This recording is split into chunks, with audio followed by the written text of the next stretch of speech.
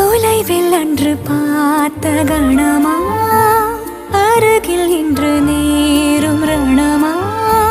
கொல்லாமல் நெஞ்சை கொள்வதென்ன கூறா